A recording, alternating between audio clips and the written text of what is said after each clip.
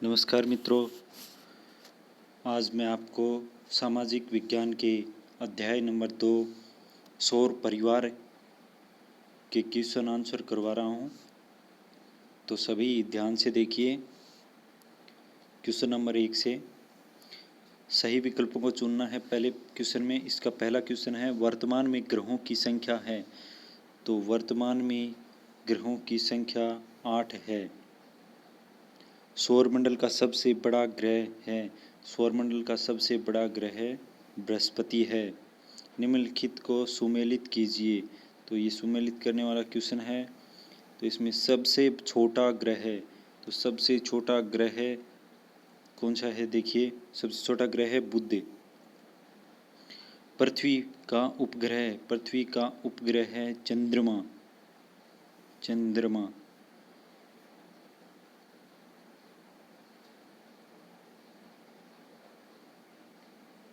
सबसे छोटा ग्रह बुध। उसके बाद जीवंत ग्रह पृथ्वी हो गया। पृथ्वी का उपग्रह हो गया चंद्रमा। वलय धारक ग्रह शनि हो गया। सबसे चमकीला ग्रह शुक्र को सबसे चमकीला ग्रह माना जाता है। क्वेश्चन नंबर 3 में आइए, रिक्त स्थानों की पूर्ति करनी है। पृथ्वी का सबसे नजदीकी आकाशीय पिंड चंद्रमा है। पृथ्वी सौर परिवार का 5वां बड़ा ग्रह कहलाता है। पृथ्वी के चारों ओर जो गैसों का आवरण है उसे वायुमंडल कहा जाता है। पृथ्वी के चारों ओर जो गैसों का आवरण है, गौर करने वाली बात है इसमें, गैसों का आवरण है उसे वायुमंडल कहा जाता है। और वैसे पृथ्वी के चारों ओर के आवरण को पर्यावरण कहा जाता है, जिसमें सब कुछ आते हैं। जलीय जीव भी आते हैं, स्थलमंडल भी आता है, वायुमंडल भी आता है, सब आते हैं उसमें। तो अगला है, ग्रहों की परिक्रमा करने वाले छोटे आकाशीय पिंडों को खालिस्तान कहा जाता है। तो उनको क्या कहा जाता है? उपग्रह कहा जाता है। क्वेश्चन नंबर 4 पे आइए, सौरमंडल के सभी ग्रहों के नाम लिखिए।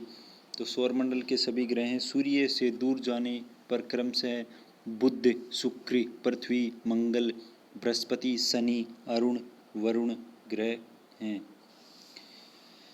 क्वेश्चन नंबर 5 है, पृथ्वी किन 2 ग्रहों के बीच में स्थित है? तो पृथ्वी शुक्र और मंगल ग्रह के बीच में स्थित है। चंद्रमा पर क्वेश्चन नंबर 6, चंद्रमा पर जीवन क्यों नहीं पाया जाता है? तो आधुनिक खगोल शास्त्रियों की खोजों से पता चलता है कि चंद्रमा पर जल एवं वायु का अभाव है, अतएव इस पर जीवन संभव नहीं है। चंद्रकलाएं किसे कहते हैं? चंद्रमा की आकृति गोलाकार है और यह सूर्य से प्रकाश प्राप्त करता है। हमेशा आधा भाग प्रकाशित और आधा भाग अंधेरे में रहता है। महीने में एक बार चंद्रमा का पूर्ण प्रकाशित भाग पृथ्वी के सामने आ जाता है। भारत में इसे पूर्णिमा कहते हैं। इसी प्रकार महीने में चंद्रमा का अंधेरा भाग पृथ्वी के सामने होता है। इस स्थिति को अमावस्या कहते हैं। पूर्णिमा और अमावस्या तक चंद्रमा का प्रकाशित भाग घटता जाता है और अमावस्या से पूर्णिमा तक यह बढ़ता जाता है। चंद्रमा की इन घटती बढ़ती आकृतियों को ही चंद्रकलाएं कहा जाता है। जैसे अपन कृष्ण पक्ष और शुक्ल पक्ष कह सकते हैं सामान्य भाषा में। तो क्वेश्चन नंबर 8 पे आइए, क्षुद्र ग्रह किन 2 ग्रहों के मध्य पाए जाते हैं? क्षुद्र ग्रह मंगल और बृहस्पति ग्रहों के बीच पट्टी के रूप में पाए जाते हैं। क्वेश्चन नंबर 9, पृथ्वी को एक अनोखा ग्रह क्यों कहा जाता है? समझाइए। पृथ्वी की ऊपरी ठोस परत को स्थलमंडल कहते हैं, जिस पर मिलने वाली मिट्टी से जीवों को भोजन मिलता है। पृथ्वी के चारों ओर वायुमंडल है। जलमंडल पृथ्वी के लगभग 71% भाग पर फैला हुआ है। जलमंडल, वायुमंडल एवं स्थलमंडल सौर परिवार में केवल पृथ्वी पर ही पाए जाते हैं। इन तीनों के मिलने से जीवमंडल की उत्पत्ति हुई। यहाँ जीव जंतु, पेड़ पौधे और मनुष्यों का अस्तित्व पाया जाता है। वर्तमान समय तक ब्रह्मांड के बारे में जितनी जानकारी प्राप्त हो सकती है उसके अनुसार पृथ्वी ही एक ऐसा ग्रह है जिस पर जीवन पाया जाता है। इन्हीं कारणों से इसे एक अनोखा ग्रह कहा जाता है। अन्य महत्वपूर्ण प्रश्न हैं, ये जो मैंने पाठ्य पुस्तक के प्रश्न करवाए हैं, इसके अलावा जो मैंने अंदर से क्वेश्चन निकाले हैं चैप्टर के, वो मैं आपको करवा रहा हूँ। तो देखिए, आधुनिक वैज्ञानिकों के अनुसार सौर मंडल की आयु है तो वर्तमान में सौर मंडल की आयु कितनी है बताइए। क 420 करोड़ वर्ष, ख 460 करोड़ वर्ष, ग 480 करोड़ वर्ष, घ 500 करोड़ वर्ष। तो वर्तमान आधुनिक वैज्ञानिकों के अनुसार सौरमंडल की आयु है 460 करोड़ वर्ष।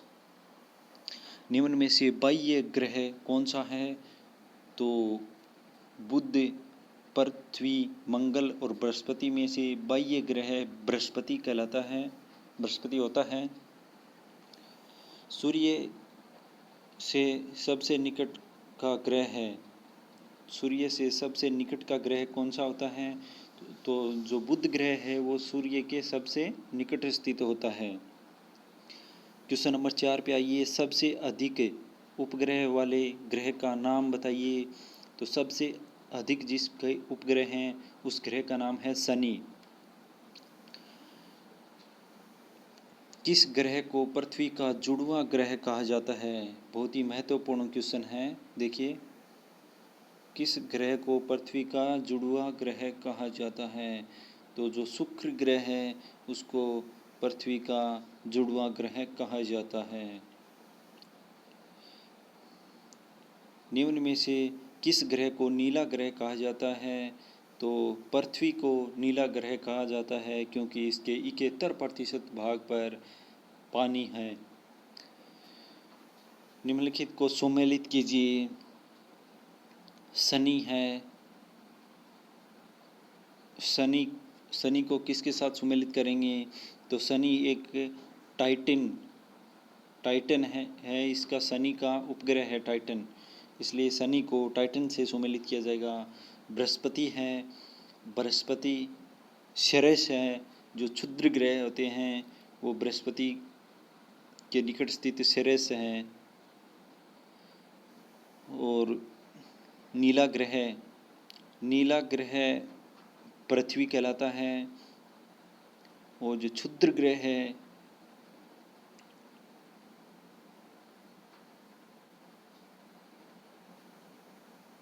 इसको मैं रिपीट करता हूँ एक बार। जो शनि है, शनि कहलाता है, शनि का टाइटन उपग्रह है। और बृहस्पति है, बृहस्पति गैनीमीड इसका बृहस्पति का उपग्रह है। और जो नीला ग्रह है तो नीला ग्रह पृथ्वी है। क्षुद्र ग्रह है तो क्षुद्र ग्रह शेरेश है। और बोना ग्रह है प्लूटो को बोना ग्रह माना गया है क्योंकि आधुनिक वैज्ञानिकों ने इसको बोना ग्रह मान लिया गया था। रिक्त स्थानों के प्रति खगोलीय पिंड एक निश्चित पथ पर सूर्य का चक्र लगाते हैं जिसे कक्ष कहा जाता है। अंतर्राष्ट्रीय खगोलीय संगठन ने प्लूटो को खालिस्तान का दर्जा दिया है। तो अंतर्राष्ट्रीय खगोलीय प्लूटो को बोने ग्रह का दर्जा दिया है। शुक्र को पृथ्वी का ग्रह माना जाता है तो शुक्र को पृथ्वी का जुड़वां ग्रह माना जाता है। पृथ्वी का केवल एक ही उपग्रह है जो है चंद्रमा। चंद्रमा की घटती बढ़ती आकृतियों को ही चंद्रकला कहा जाता है। आगे देखिए, अति लघुरात्मक प्रश्न करवाता हूँ मैं आपको। भारतीय संस्कृति में सूर्य को ग्रहपति माना गया है, क्योंकि सभी ग्रहों का इसको पति माना जाता है। सूर्य को ग्रहपति माना गया है। सूर्य की केंद्रीय स्थिति के बारे में सर्वप्रथम कब व किसने बताया था? तो सूर्य की केंद्रीय स्थिति, इसका आंसर होगा, सूर्य की केंद्रीय स्थिति के बारे में सर्वप्रथम 1543 ईस्वी में निकोलस कोपरनिकस ने बताया था कि सूर्य सभी ग्रहों के केंद्र में स्थित है। उन ग्रहों के नाम बताइए जिनके कोई उपग्रह नहीं है। तो बुध और शुक्र ऐसे ग्रह हैं जिनके कोई उपग्रह नहीं है। बौने ग्रह किसे कहते हैं? ऐसे आकाशीय पिंड जो एक निश्चित पथ के सहारे सूर्य की परिक्रमा करते हैं और दूसरे पिंडों का रास्ता भी काटते हैं, उन्हें बौने ग्रह कहा जाता है। देखिए मित्रों, ये बौने ग्रह क्या करते हैं? मतलब ये सूर्य की परिक्रमा तो करते हैं, साथ में दूसरे जो हैं उनके रास्ता काट देते हैं, उनका रास्ता काट के भ्रमण करते हैं, तो इसलिए इनको बौना ग्रह कहा जाता है। दूसरे पिंडों का रास्ता काटते हैं, इसी कारण से इनको बौना ग्रह कहा जाता है। लघु पिंड किसे कहते हैं? तो क्वेश्चन नंबर 5 का आंसर होगा सौरमंडल के सभी छोटे छोटे पिंड जैसे क्षुद्र ग्रह, उल्का पिंड व धूमकेतु आदि को लघु पिंड कहा जाता है। शुक्र को पृथ्वी का जुड़वां ग्रह, भगिनी ग्रह क्यों कहा जाता है? तो शुक्र को पृथ्वी का जुड़वां ग्रह इसलिए कहा जाता है क्योंकि इसका आकार व आकृति लगभग पृथ्वी के समान ही है। क्वेश्चन नंबर 7 पे आते हैं। सबको समझ में तो आ रहा है ना? सबको समझ में आ रहा होगा? चलो ठीक है। क्वेश्चन नंबर 7 पे देखिए, सूर्य से दूर स्थित ग्रहों पर जीवन संभव क्यों नहीं है? सूर्य से दूर स्थित ग्रहों पर जीवन संभव न होने का प्रमुख कारण इनका अत्यधिक ठंडा होने के साथ साथ इनके कम घनत्व को माना जाता है। जो सूर्य से बहुत दूर स्थित हैं वो बहुत ज़्यादा ठंडे हैं, सूर्य के जो पास हैं वो बहुत ज़्यादा गर्म ग्रह हैं, इसलिए वहाँ पर जीवन संभव नहीं है। तो क्वेश्चन नंबर 8 पे आते हैं अपन लोग। स्थल मंडल मानव के लिए किस प्रकार उपयोगी है? स्थल मंडल पर, इसका आंसर है स्थल मंडल पर प्राप्त होने वाली मिट्टी से धरातल के जीवों को भोजन प्राप्त होता है तथा इसमें मिलने वाली खनिज प्राणियों के जीवन निर्वाह के लिए आवश्यक है। क्वेश्चन नंबर 9, वायुमंडल से क्या तात्पर्य है? वायुमंडल के बारे में पढ़ते हैं। पृथ्वी के चारों ओर जो गैसों का आवरण फैला हुआ मिलता है, वह गैसीय आवरण को ही वायुमंडल कहा जाता है। वायु का मंडल, जो पृथ्वी के चारों ओर जो भी गैसें हैं, hydrogen, oxygen, nitrogen, carbon dioxide, उन सभी गैसों के आवरण को ही वायुमंडल कहा जाता है। वायुमंडल में कौन कौन सी मुख्य गैसें मिलती हैं? तो वायुमंडल में मिलने वाली मुख्य गैसें nitrogen, oxygen, carbon dioxide, organ व गौण गैसों में हाइड्रोजन, हीलियम आदि गैसें पाई जाती हैं। मित्रों, हाइड्रोजन और हीलियम जो गैसें हैं वो बहुत हल्की होती हैं और वो सूर्य पे ज़्यादा पाई जाती हैं, क्योंकि हाइड्रोजन और हीलियम में आगे से आगे ये जुड़ती रहती हैं और ऊर्जा का संचार होता रहता है। उपग्रह किसे कहते हैं? क्वेश्चन नंबर 11 है, उपग्रह किसे कहते हैं? तो ग्रहों की परिक्रमा करने वाले छोटे आकाशीय पिंडों को उपग्रह कहा जाता है। यथा चंद्रमा, टाइटन, गैनीमेड, डेमोस व फोबोस आदि क्या हैं? उपग्रह हैं। क्वेश्चन नंबर 12 पे आते हैं। चंद्रमा पर जीवन संभव नहीं है, क्यों? आधुनिक खगोल शास्त्रियों के अनुसार चंद्रमा पर जल एवं वायु नहीं है, इसलिए वहाँ पर जीवन संभव नहीं है। चंद्रमा पर जल एवं वायु नहीं होने के कारण वहाँ पर जीवन संभव नहीं है। क्षुद्र ग्रह क्या हैं? क्वेश्चन नंबर 13 है। तो मंगल और बृहस्पति ग्रहों के बीच एक पट्टी के रूप में अनेक छोटे छोटे पिंड हैं जो सूर्य की परिक्रमा करते हैं। इन्हीं पिंडों को क्षुद्र ग्रह या अवांतर ग्रह कहा जाता है। मित्रों, ये नाम याद रखना आप, अवांतर ग्रह, ये बहुत ही इंपॉर्टेंट है। यदि अवांतर आ गया तो आपके ध्यान में नहीं रहेगा, तो इसलिए अवांतर को विशेष तौर पर ध्यान दें। क्षुद्र ग्रह क्या है, दोबारा बता देता हूँ मैं एक बार। मंगल और बृहस्पति ग्रहों के बीच एक पट्टी के रूप में अनेक छोटे छोटे पिंड हैं जो सूर्य की परिक्रमा करते हैं। इन्हीं पिंडों को क्षुद्र या अवांतर ग्रह कहते हैं। लघुत्तरीय प्रश्न देखिए आप, लघुत्तरात्मक प्रश्न हैं, उनको करवा देता हूँ। सौरमंडल क्या है? क्वेश्चन नंबर 1 है, सौरमंडल क्या है? तो ग्रह, उपग्रह, धूमकेतु एवं उल्काएं आदि का सम्मिलित रूप से एक विशाल खगोलीय समूह है जो सूर्य के चारों ओर चक्कर लगाते हैं। सूर्य एवं पृथ्वी सहित इन सभी पिंडों के समूह को सौरमंडल कहा जाता है। जो सूर्य के चारों ओर जो भी पिंड चक्कर लगाते हैं, सीधा सीधा उनको सौरमंडल के सदस्य होते हैं वो सभी। क्वेश्चन नंबर 2 पे आते हैं अपन। शुक्ल पक्ष और कृष्ण पक्ष क्या है? तो ये मैंने पहले ये क्वेश्चन में आपको थोड़ा बताया था, पीछे आया था तब, तो फिर से बता देता हूँ। प्रतिपदा से अमावस्या तक चंद्रमा का प्रकाशित भाग घटता है, इसे कृष्ण पक्ष कहते हैं। अमावस्या के बाद प्रतिपदा से पूर्णिमा तक यह प्रकाशित भाग घटता है, इसे शुक्ल पक्ष कहते हैं। शुक्ल पक्ष और कृष्ण पक्ष समझ में आ गया होगा आप लोगों के। ये सामान्य से शब्द हैं जिसे सामान्य भाषा में यूज करते हैं। ग्रहों का वर्गीकरण किस प्रकार किया गया है? क्वेश्चन नंबर 3 है। तो आंसर होगा आकार, घनत्व एवं निर्माण सामग्री के आधार पर ग्रहों को निम्न 2 भागों में बांटा जाता है, आंतरिक ग्रह और बाह्य ग्रह।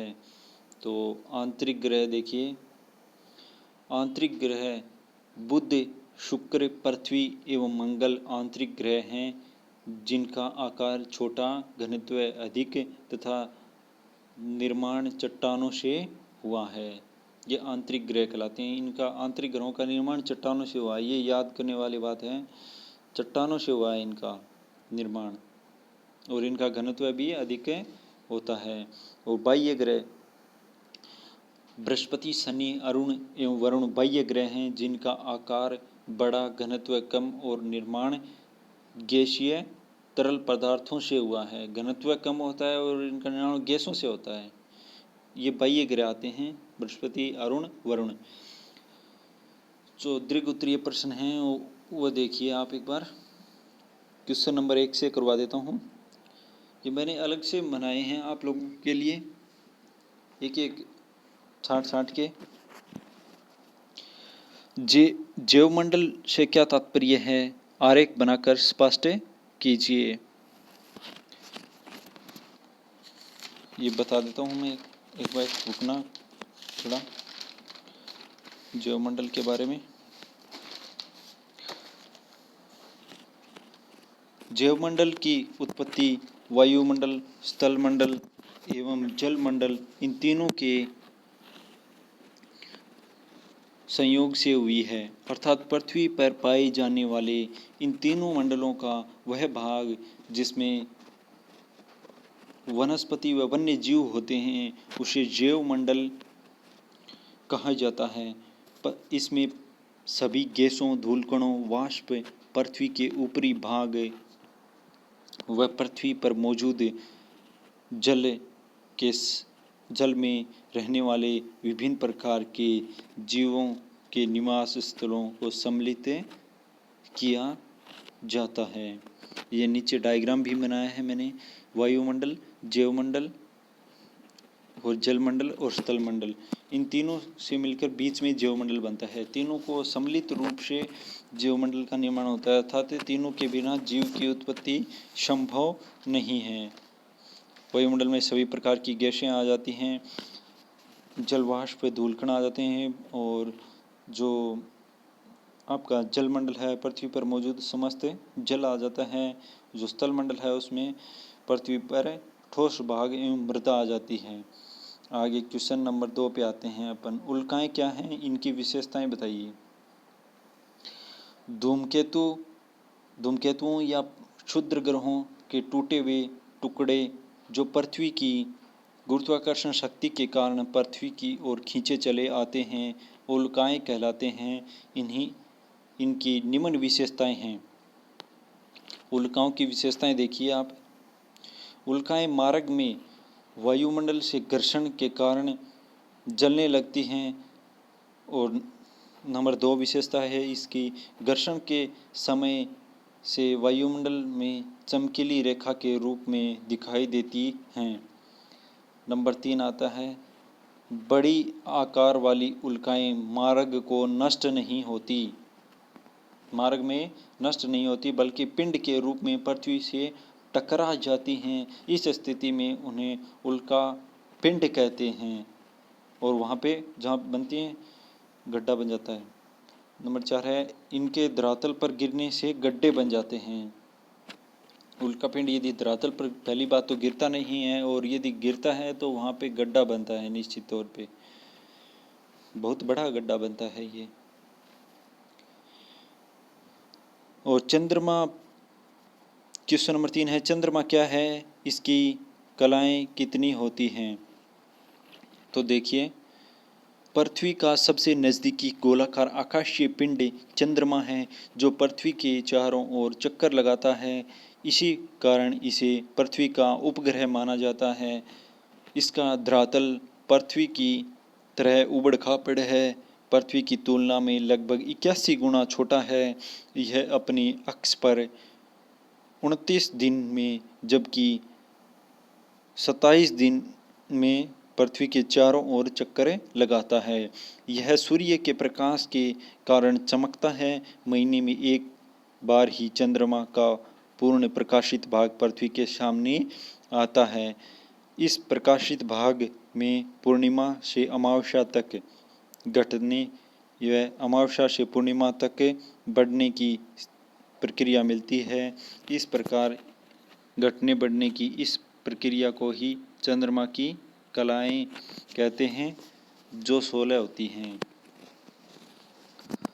तो ये मैंने आपको करवा दिया है, इस चैप्टर के क्वेश्चन आंसर करवा दिए हैं। यदि आपको थोड़ा ऐसे महसूस हुआ है कि थोड़ा जल्दी करवाया है, तो एक बार पुनः सुन लीजिएगा ये पूरा वीडियो। तो अगली बार अपन अगला चैप्टर पढ़ेंगे, चैप्टर नंबर 3, और उसके बाद उसके क्वेश्चन आंसर करवाते रहेंगे। ऐसे ही सारे चैप्टरों के क्वेश्चन आंसर करवा दिए जाएंगे। और यदि आपको कोई समझ में नहीं आया है तो या कोई मिस्टेक हुई है तो आप कमेंट कर ज़रूर बताएं। धन्यवाद।